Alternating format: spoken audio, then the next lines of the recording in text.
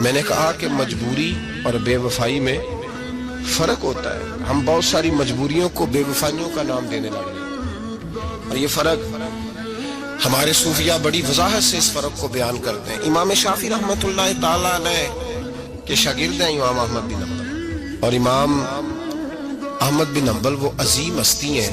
اللہ کے بندے کہتے ہیں جس بندے نے امام احمد بن حنبل سے پیار کیا وہ سمجھ لے اس نے رسول اللہ کی سنت سے پیار کیا. کیا بات تھی اس شخص کی. امام احمد بن حنبل ایک بڑی پروقار لیکن امام شافعی کے شاگرد تھے. امام احمد بن حنبل کی ایک ہی بیٹی تھی. وہ کہتی ہے میں نے اپنے ابا جی کو دو ہی کام کرتے دیکھا. سارا دن رسول اللہ کا دین پڑھاتے اور ساری رات مصلی پہ بیٹھ کے اللہ کی یاد میں اور نبی پاک کے درود و سلام میں مشغول رہتے. لیکن میں نے اپنے باپ کو ہمیشہ ایک کام کرتے دیکھا. دو مشغلے تھے، سارا دن دین پڑھانا، ساری رات عبادت اور حضور صلی اللہ علیہ وسلم پر درود و سلام میں گزارنا. ایک کام میں نے بڑا مستقل دیکھا کہ میرے ابا جی ہمیشہ اپنے استاد امام شافعی کے لیے دعا مانگا کرتے. کوئی بھی نیک عمل کرتے تو ہاتھ اٹھاتے تو پہلے امام شافعی کے لیے دعا مانگتے.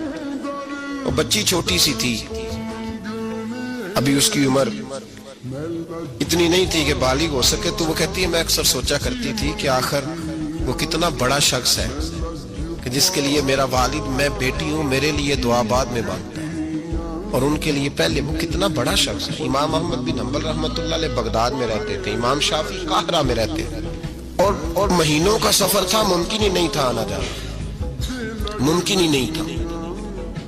خیر امام ایک وقت ایسا بھی آیا، بیٹی کہتی ہے میری بڑی دعا تھی کہ کبھی میرے ابا جی کا استاد آئے، میں کبھی اس کاریگر کو بھی دیکھوں جس نے اس جیسا ہیرا تراشا ہے.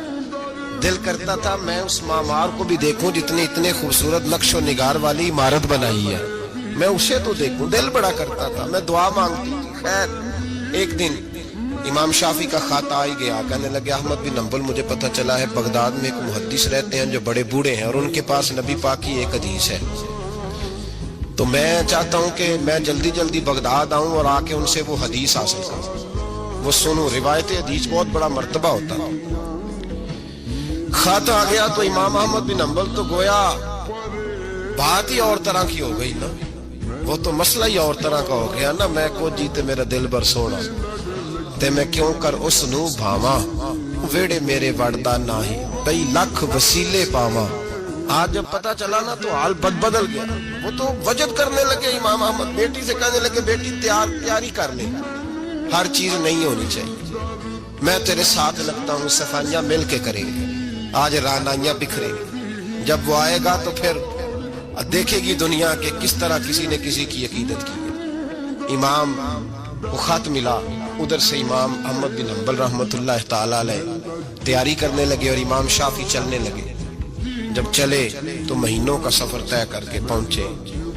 بچی کہتی ہے میرے دل کے اندر بہت بڑا زاویہ تھا، بہت بڑا، وہ بہت بڑے ہو گئے. کیا بات ہو.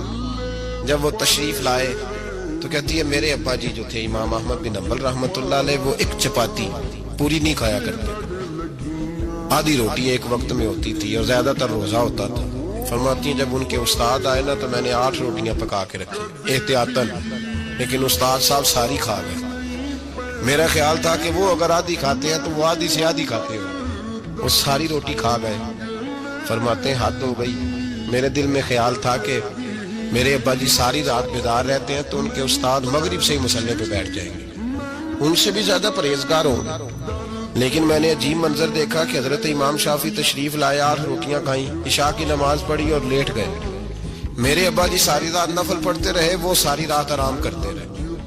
میں نے تہجد کا پانی رکھ دیا تھا کہ سویرے اٹھیں گے امام شافعی تہجد میں تو وضو کریں گے، کہتے پانی بھی اسی طرح پڑا رہا، وہ کمبل میں رہے. فجر کا وقت ہوا تو امام احمد بن حنبل نے ان کے دروازے کے قریب ہو کے کہا حضرت جماعت کا وقت ہو گیا. کہتے بستر اتارا، وضو بھی نہیں کیا، مسجد چلے گئے.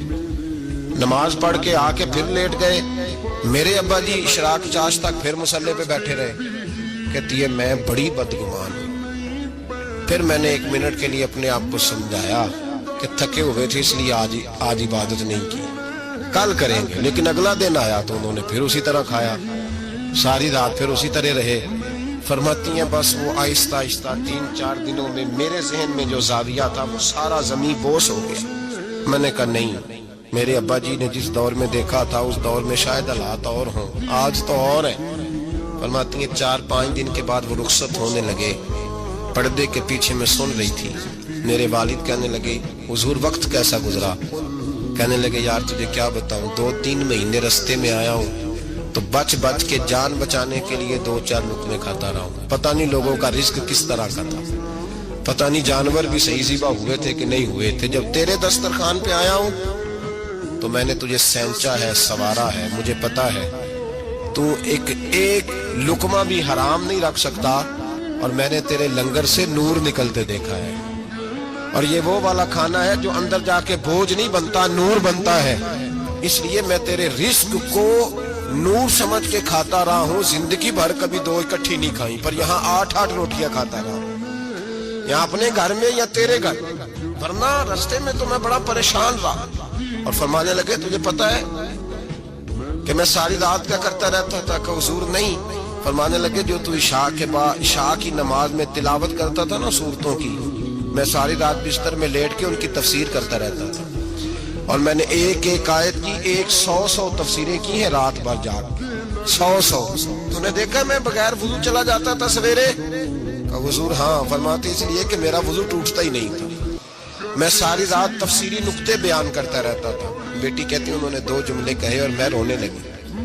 میرے والد آئے تجھے کیا ہوا؟ میں نے کہا ابا جی میں کیا سمجھی تھی اور یہاں نکل کے آیا. آپ اگر ساری رات نفل پڑھتے ہو تو اپنی ذات کے لیے، اور امام شافعی ساری رات جاگ کے باتیں یاد کرتے ہیں اور پھر لوگوں کے سینوں میں اتارتے ہیں، صرف اپنے لیے نہیں، یہ تو رسول اللہ کی امت کے لیے زندہ ہے. میں کیا سمجھی تھی او بھائی.